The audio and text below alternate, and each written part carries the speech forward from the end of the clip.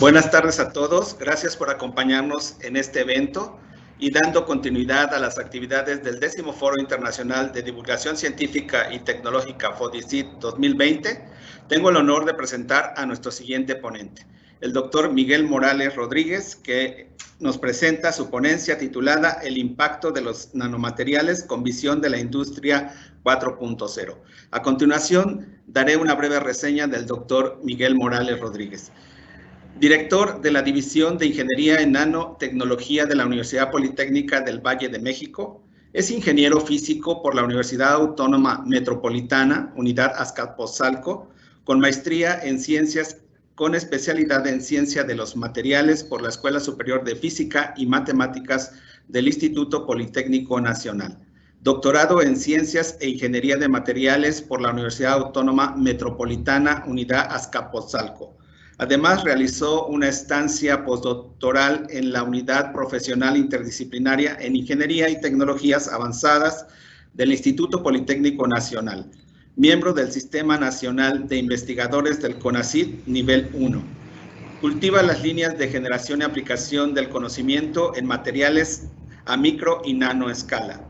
Dentro de los productos más destacables cuentan artículos publicados en revistas indexadas y con factor de impacto, con el tema de propiedades físicas de superficie a micro y nano escala. Actualmente codirigiendo 3 tesis del programa de maestría en ciencias aplicadas de la Unidad Politécnica de Sinaloa. Escuchemos la ponencia del doctor Miguel Morales Rodríguez titulada El impacto de los nanomateriales con visión de la industria 4.0. Gracias. Buenas tardes. Buenas tardes, asistentes al Foro Internacional de Divulgación Científica y Tecnológica FODICIT 2020. Soy el doctor Miguel Morales Rodríguez, de la Universidad Politécnica del Valle de México, y voy a platicar muy brevemente sobre la interacción de la nanotecnología, los nanomateriales, con la industria 4.0. Procedo a compartirles pantalla. Mi presentación.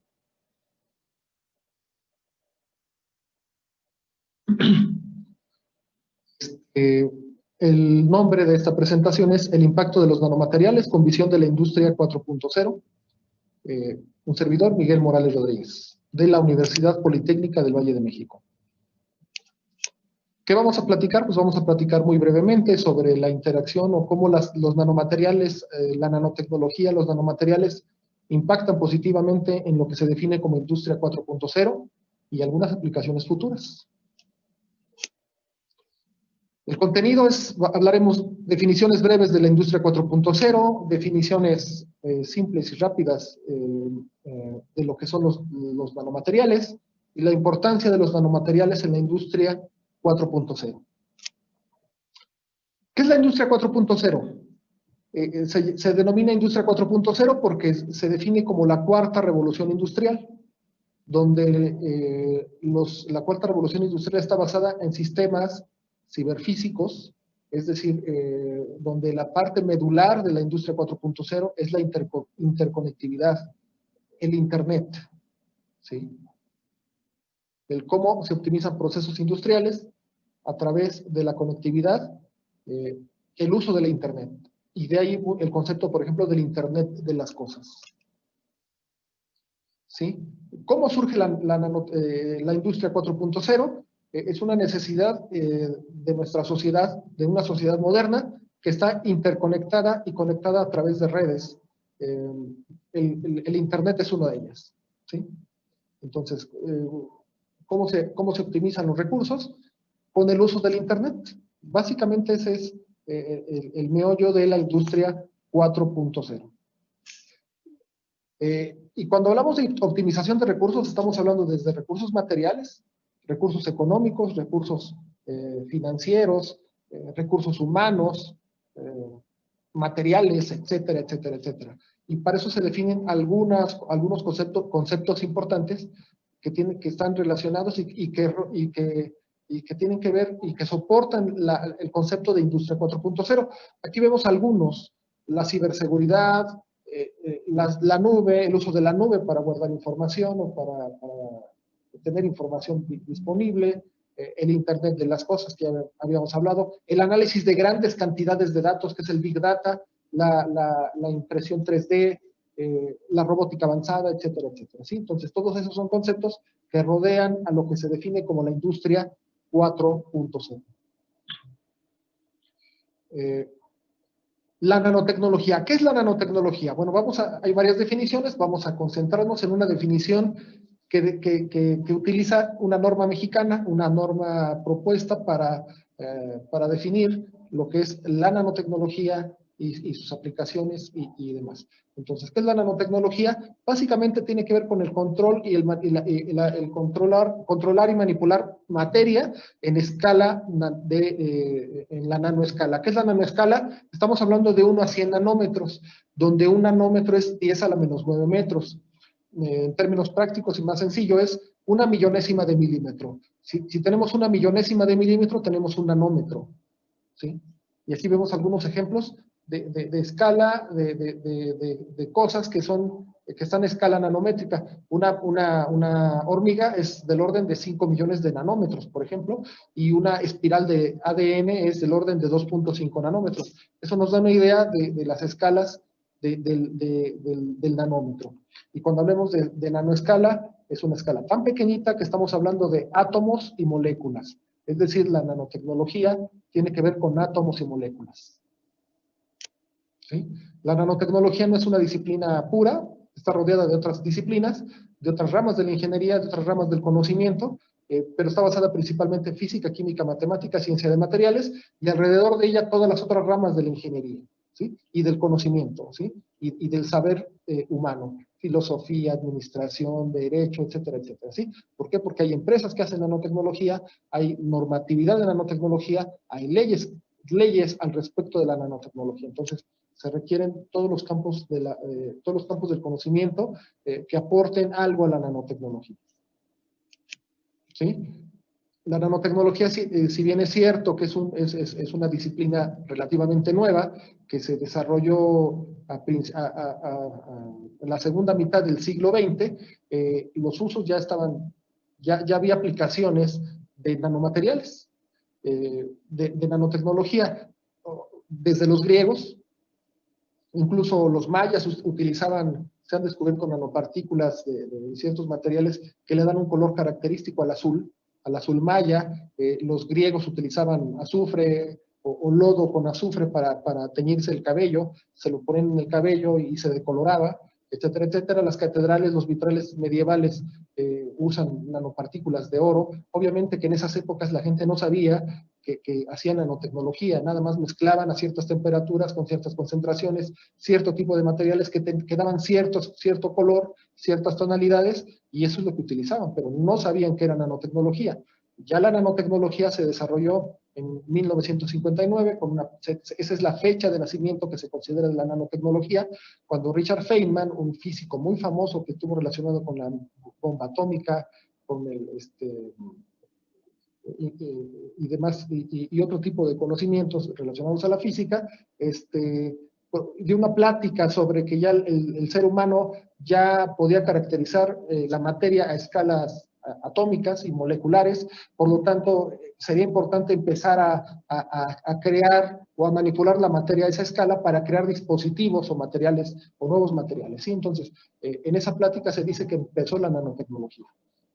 Aunque la palabra nanotecnología se acuñó hasta 1974, cuando Norio Taniguchi, un japonés, experto en microelectrónica, decía, bueno, ya dominamos la microelectrónica, podemos ir 1000 veces a cosas más pequeñas. Y 1000 veces más pequeñas es la escala nanométrica, es la escala nano, entonces podemos hablar de nanotecnología.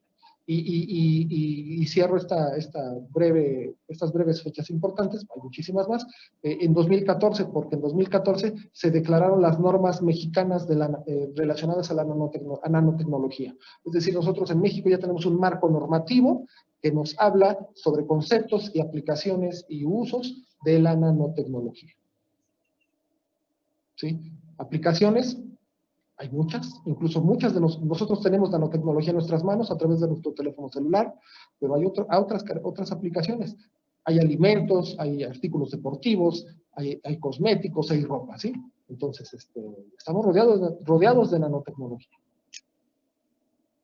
Otro ejemplo de juegos, por ejemplo, el Xbox, la nanoelectrónica, ¿sí? Es decir, los circuitos integrados. Por ejemplo, aquí el Xbox Serie X, el tamaño de sus procesadores es del orden de 7 nanómetros, ¿sí? Son fabricados de dióxido de silicio, y el tamaño de cada uno de sus procesadores es del orden de 7 nanómetros. ¿Sí? Y eso te permite la miniaturización, y entre más pequeñas son las cosas, ocupan menos espacio, son más veloces, etcétera, etcétera, etcétera. Obviamente hay muchas más cosas al respecto, ¿sí? Pero brevemente, rápidamente, la miniaturización en la electrónica permite la optimización de energía, la optimización de recursos y demás. ¿Sí? Otro ejemplo, las televisiones. Esto es lo más reciente, un ejemplo, ¿sí? ¿Cómo se ven los nanomateriales? Voy a presentarles algunas imágenes de cómo se ven los nanomateriales, empezando con algunas nanopartículas de óxido de silicio, ¿sí? Esta es una superficie donde se ven ciertas montañitas de óxido de silicio con altura promedio de 20 nanómetros, por ejemplo. Entonces, cada protuberancia que se ve aquí es una partícula de dióxido de silicio o de subóxido de silicio con una altura promedio de 20 nanómetros. Y si estamos hablando, está en la escala de 1 a 100, entonces es un nanomaterial, es un material a escala nanométrica, por lo tanto estamos hablando de nanotecnología. ¿Sí? Aquí vemos otros ejemplos, estos son ejemplos de internet, donde vemos fibras cuyas dimensiones están en escala nanométricas, es decir, son nanofibras. Vemos nanoplatos también en escala nanométrica, por lo tanto estamos hablando de nanomateriales de nanotecnología.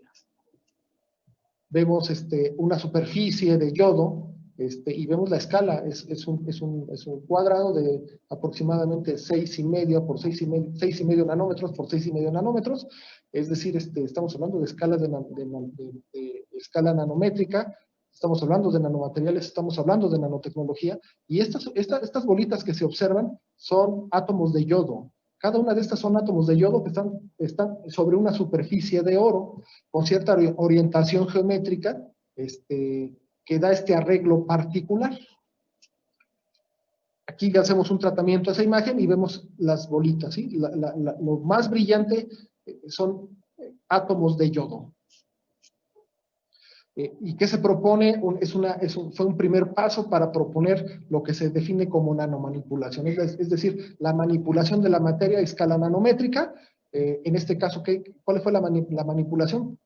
Depositar moléculas de algo que se denomina rodamina B en esa superficie de yodo. ¿Sí? Y vemos que nuestro experimento que está a la izquierda corresponde a nuestro modelo de física molecular. ¿Sí? Entonces, podemos afirmar que estamos depositando unas moléculas en una superficie. Y son los fundamentos de lo que después se definiría como manipulación a escala nanométrica o nanomanipulación. ¿Sí?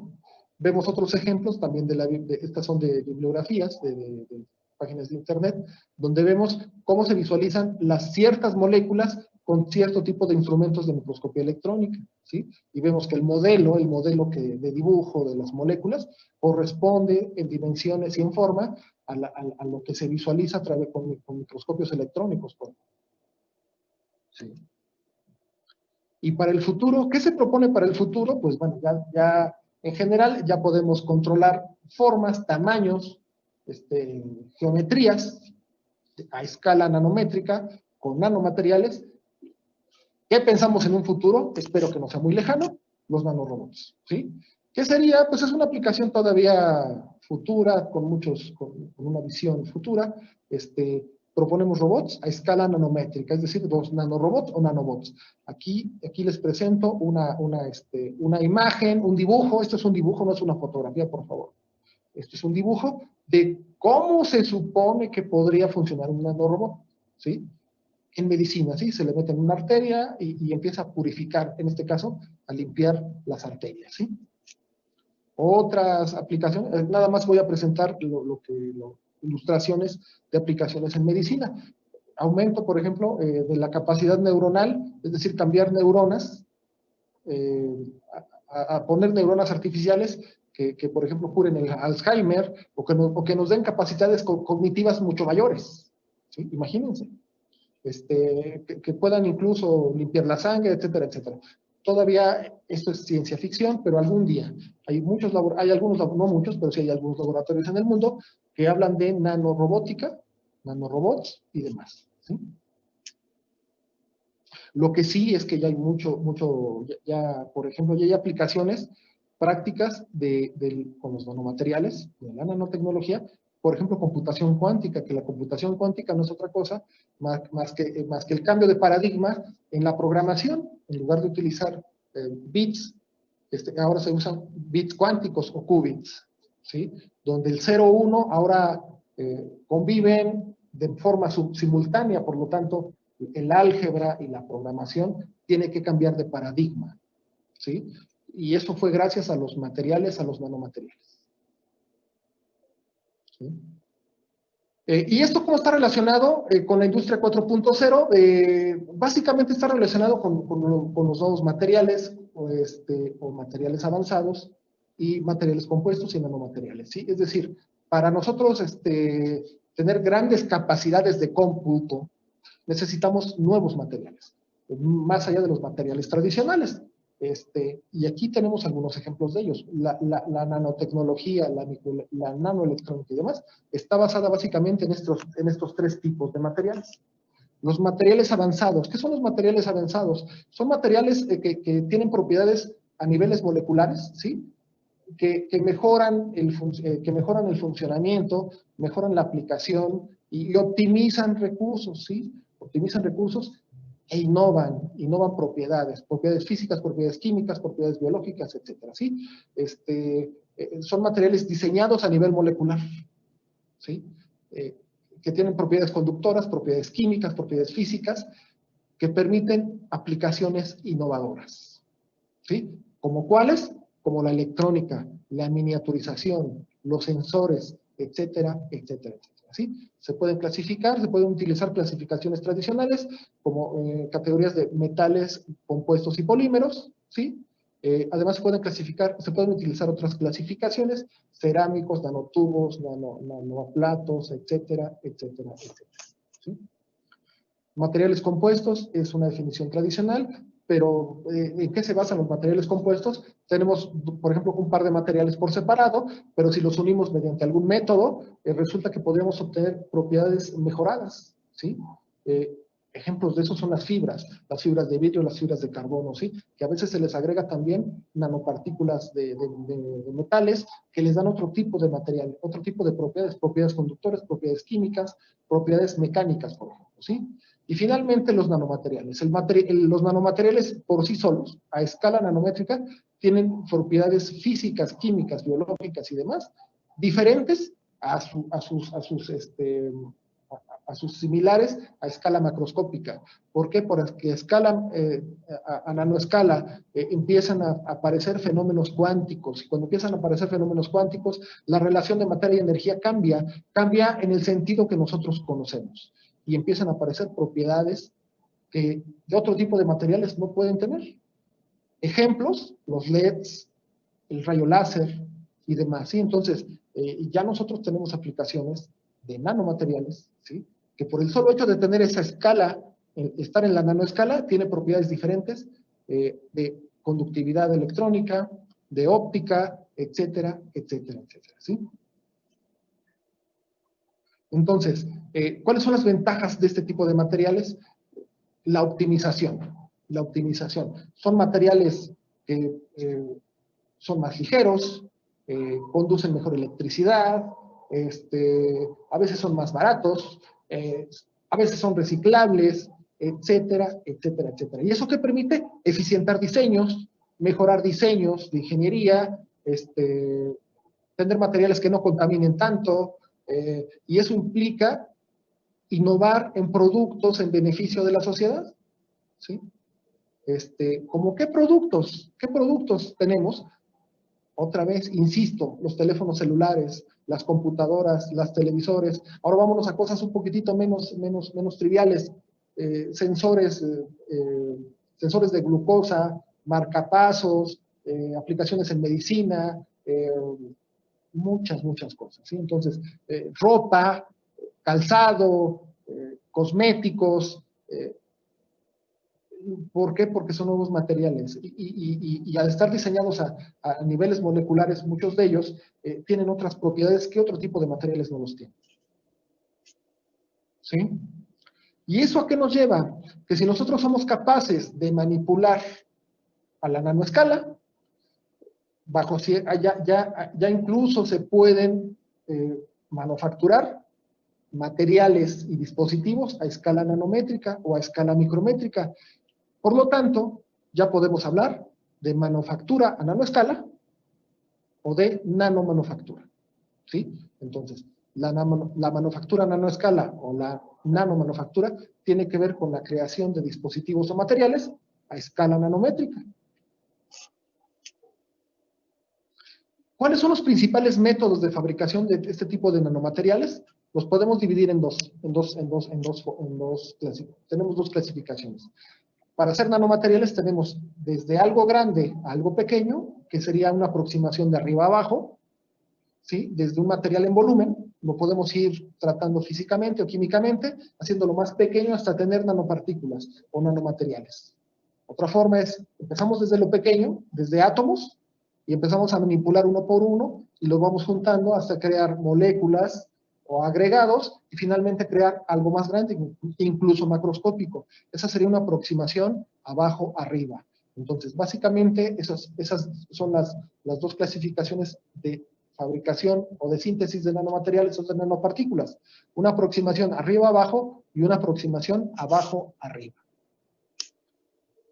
Otra clasificación tiene que ver con los métodos que se utilizan, ¿sí? Entonces, si podemos partir de arriba abajo o de abajo arriba, o también otra clasificación es utilizar métodos físicos, o métodos químicos, o métodos biológicos. ¿Por qué se llaman así? Porque su fundamento es físico, químico o biológico. Eso no significa que no tengan explicación o que estas ramas no interactúen. De hecho, estas metodologías, de métodos físicos, métodos químicos o métodos biológicos, llega el momento en que su división o su interacción hace que ya la división entre ellos no sea tan clara. Porque cada vez que nosotros utilizamos un método físico, como aquí descritos, al final de cuentas estamos cambiando las propiedades de la materia y eso involucra química. De igual manera, para nosotros modificar utilizando un método químico, a final de cuentas utilizaremos variables físicas para modificar esos materiales. Y de igual manera los métodos biológicos. ¿Sí? Los métodos biológicos, al final de cuentas, estamos transformando materia y para eso necesitamos variables físicas y variables químicas. Pero básicamente esta es una clasificación, utilizando una clasificación tradicional de métodos físicos, métodos químicos y métodos biológicos. Y cada uno de estos métodos tiene muchísimas técnicas y cada uno de ellos podríamos trabajar o dar una plática independiente de al menos muchas horas. Incluso hay cursos de algunas de estas técnicas. ¿Por qué? Porque involucran muchos parámetros y el sustento físico, químico y biológico es muy grande, ¿sí? Y al final de cuentas, vamos a llegar a la nanomanufactura 4.0, es decir, la manufactura a nanoescala alineada a la industria 4.0. Pero para eso nos tenemos que basar en tecnologías digitales, ¿sí? Internet, conectividad, Big Data, etcétera, etcétera, ¿sí? Nuevos materiales, nanosensores, o sea, cómo vamos a medir, cómo se va transformando, qué tipo de sensores vamos a utilizar, qué maquinaria vamos a utilizar para hacer manufactura a nanoescala, ¿sí? Y computación. Necesitamos mayores capacidades de cómputo para controlar la manufactura a esa etapa. Y finalmente, la interacción de las tecnologías de la información con las tecnologías relacionadas a los nanomateriales nos dan la nanomanufactura, ¿sí? Es decir, esos dos ingredientes son importantes para hablar de nanomanufactura. La parte de la conectividad, la parte del manejo de datos, ¿sí? Y la parte de nuevos materiales. ¿Cuáles son los retos actuales de los nanomateriales? de la nanomanufactura o de los nuevos materiales en la industria 4.0, yo los agrupo en 4 retos. El primer reto, y hasta lo puse aparte, tiene que ver con la parte biotecnológica, o la parte biológica o la parte médica. Es decir, la parte de nanotecnología y que interactúa con parte biológica. Ejemplos, nanomedicina. Ejemplos, las vacunas que se están proponiendo para el COVID. Ejemplos, ya hay cremas restauradoras de piel, ya hay tejidos artificiales, etcétera, etcétera. Es la interacción de la nanotecnología, de la biotecnología, de la medicina con la nanotecnología, ¿sí? Nanobiotecnología, nanobiomateriales, nanomedicina. Otro reto bien importante es que ahora ya se propone que ya no se use industria 4.0, ahora se tiene que hablar de industria 5.0. ¿Sí? Es decir, quizá el año que entra tendremos que hablar de industria 4.0. ¿Sí? Entonces, ¿y cuál es la diferencia principal de la industria 4.0 con la industria 5.0? Es la personalización de la manufactura. ¿Sí? El uso de robots colaboradores. Es decir, la tecnología en interacción con el usuario humano, ¿sí? Y eso permitirá una personalización de los servicios y de los bienes manufacturados, ¿sí? Otra parte trascendente y que tiene que servir de marco a todo el desarrollo tecnológico tiene que ver con la sustentabilidad o la sostenibilidad, ¿sí? Es decir, el desarrollo sostenible, cómo utilizar los recursos de manera que no comprometamos a las sociedades futuras, ¿sí? Y estamos hablando de muchos, no nada más de ecología o no nada más de medio ambiente, estamos hablando de recursos económicos, recursos financieros, educación, progreso social, alimentación, equidad de género, igualdad de oportunidades, innovación, etcétera, etcétera, etcétera. Y esos son, por ejemplo, los objetivos que se propusieron en la Agenda 2030 de la Organización de las Naciones Unidas de Desarrollo Sostenible, ¿sí? Y finalmente, y bueno, no finalmente, pero sí forma parte de ello, hablamos de nanorobots. Ojalá, y estamos trabajando en eso. Todo el desarrollo tecnológico apunta a que nosotros tenemos que optimizar y crear nuevas tecnologías, por ejemplo, los nanorobots. Yo estoy seguro y estoy en lo cierto que algún día habrá nanorobots, algún día, espero que sea dentro de 5, 10, 15, 20 años, 50 años, pero seguramente habrá nanorobots. Esos son los principales retos que pienso yo, a los cuales nos enfrentamos a través de la industria 4.0. Y les presento, ya casi para terminar, un esquema breve de lo que es la industria 5.0, ¿sí? Es la siguiente fase de la industria 4.0, la interacción de las máquinas con el ser humano, ¿sí? Y ya para terminar, les presento una frase muy simple de alguien que trascendió en la humanidad, como Nelson Mandela, que dice que todo parece imposible hasta que se hace. Toda esta tecnología y todas estas propuestas parecen imposibles, parecen sueños, hasta que alguien las haga. Ya para terminar, agradezco mucho al maestro Juan Nicolás Lorán, profesor de la Universidad Politécnica del Valle de México, quien me ayudó a hacer esta presentación, y a la invitación del doctor Andrés López, ¿sí? Presidente del FODICIT de la Universidad Veracruzana.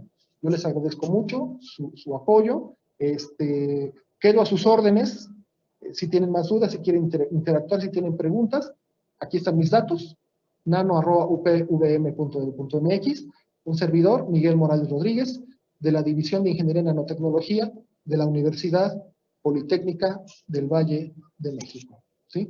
Muchas gracias, quedo a sus órdenes y agradezco su atención.